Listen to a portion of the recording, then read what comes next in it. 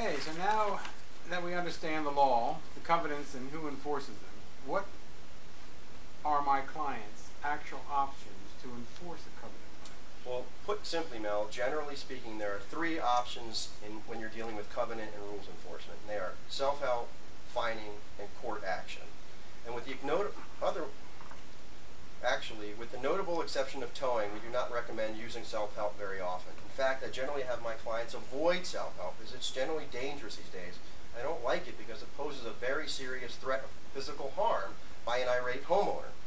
Having said that, however, there are a few occasions when it might be appropriate to undertake self-help where the risk is minimized, such as mowing an owner's lawn or dealing with landscaping issue when an owner fails or refuses to do so.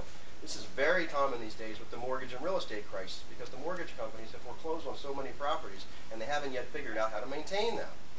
Sometimes self-help is necessary to resolve an emergency situation. Oftentimes in condominiums, pipe break, and you need to get into those units. Those documents give you the right of access to get in and solve those problems, and not only that, charge the cost of the repair back to the unit owners. Lastly, towing represents the most commonly implemented form of self-help. And while I discourage clients, again, from generally using self-help remedies, I don't have a problem implementing towing issues and self-help for a multitude of reasons. First, the towing is undertaken by the third-party contractors equipped to deal with the irate owners.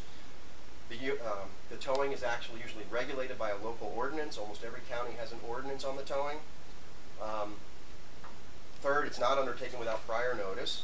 And fourth, it's almost impossible to cite any other means of enforcement to resolve the disputes. 11.113, it really isn't going to work in a covenant violation where somebody's parked, an example, in a fire lane. You can't let that vehicle sit there. You have to do something now and you have to tow. Okay. Now, can you explain how the fining process works? Sure, Mel.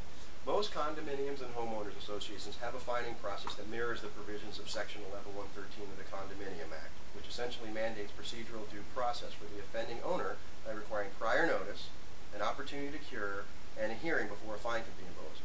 Again, note that unless a homeowners association has a fining process in their documents, there is no similar statute to 11.113 in a homeowners association.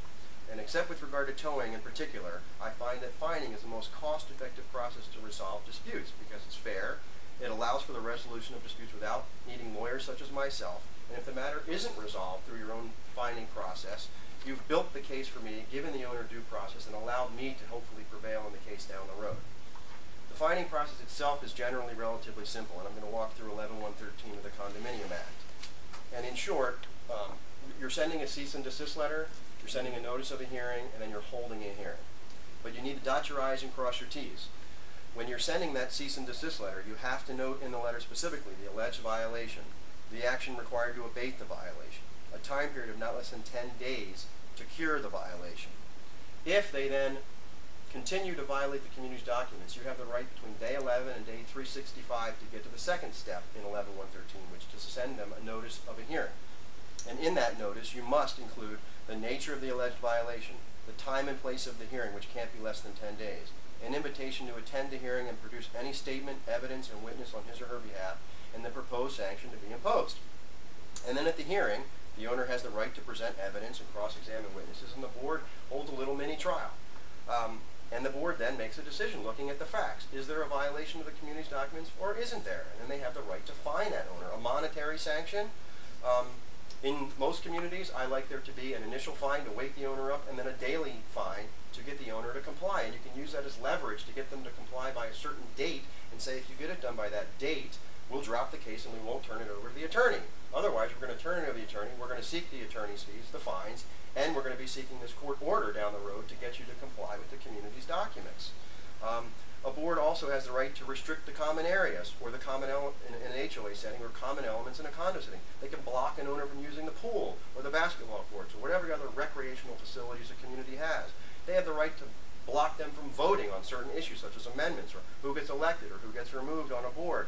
And you also potentially have the right to charge costs back to that owner through the hearing process. I guess I'd also note at this point it's also very important to sometimes get your community attorney involved in self-help issues or fining processes, because if you're not dotting your I's and crossing your T's, that will hurt your case down the road when you give it to me. And I can't tell you how often I've had cases turned over to me where the steps weren't done right in the first place and it ended up hurting the case down the road.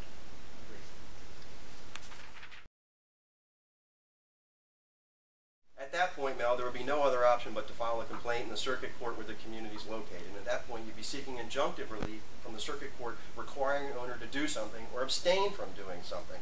This, of course, is the last option for a board of directors, because obviously everybody knows attorneys aren't cheap and it can be a costly process. How much it would cost depends on the reaction oftentimes from the homeowner. Some homeowners will resolve a dispute after receiving a letter from our office. Some will resolve a dispute after being served with the complaint, and some after the discovery phase, and some of them require you to go all the way to a full-blown trial. So it oftentimes varies a lot. We have cases that are, again, resolved at the early stage, and some that go all the way to full-blown trials. But in general, the law is stacked in favor of a community association, and almost all the time we prevail in those cases. And not only do we prevail and get the remedy we're seeking, we get an order requiring the owner to pay the fines back that were imposed, assuming you had the right to fine, and we recover the attorney's fees, presuming, again, that the community has a provision allowing for the recovery of attorney's fees. In a condominium setting, 11113 of the Condominium Act, if it's applicable, has a provision regarding the recovery of attorney's fees. There is no similar statute in the HOA Act, so you must have that provision in the community's declaration or bylaws to allow the judge to give you those attorney's fees back. In this line of work, I've seen court orders requiring an owner to remove issues such as fences, sheds, pools, siding, extensions, and the like.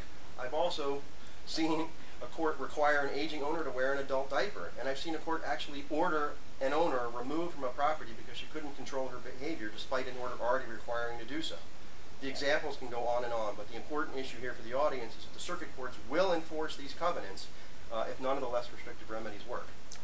Now, what does the association do if the governing documents do not give the board the power and the tools necessary to enforce the covenants? Well, then we recommend the community amend its governing documents. In a condominium setting, that means that they must amend their documents, and usually, the bylaws I should say, and it's usually a 66 2/3 vote, which is the fallback provision in the Condominium Act.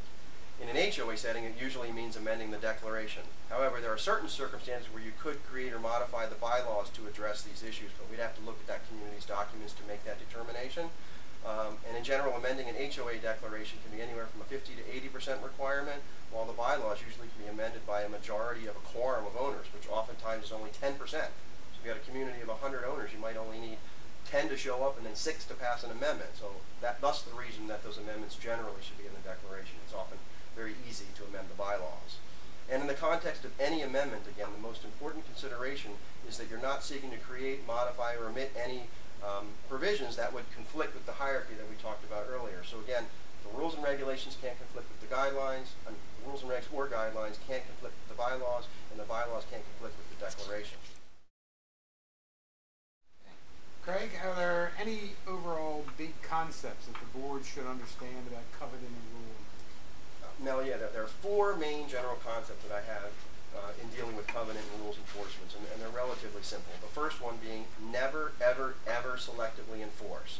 If you are pursuing a person about an unapproved purple shed, as an example, you better enforce that provision against the neighbor down the street with the same problem. In other words, don't treat your friend any differently than the guy you don't like down the street if you're on that board of directors. Treat everybody the same.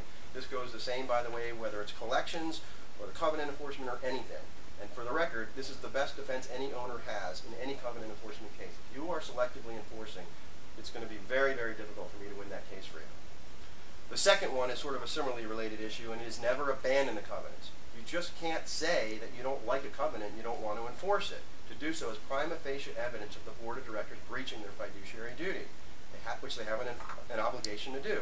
So if you have a provision that prohibits recreational vehicles, you better do something about that recreational vehicle parked on the street. Because if you don't, you're not going to be able to prohibit another owner parking a recreational vehicle in that community. The third one is understanding the applicable statute of limitations and a doctrine that we know called the doctrine of laches. And basically it means that you have to act within 3 years of when you knew or should have known of a violation, otherwise you lose the right to enforce the covenants. And the last one is be reasonable, be reasonable, be reasonable. As long as a board of directors attack all of these issues in a reasonable fashion, the courts will not second-guess decisions of the board of directors because they're protected by what's known as the business judgment rule. So as long as the board hits these issues in a fair and amicable manner and makes those decisions reasonably, there are no problems, and the courts will generally enforce these covenants and the community should prevail.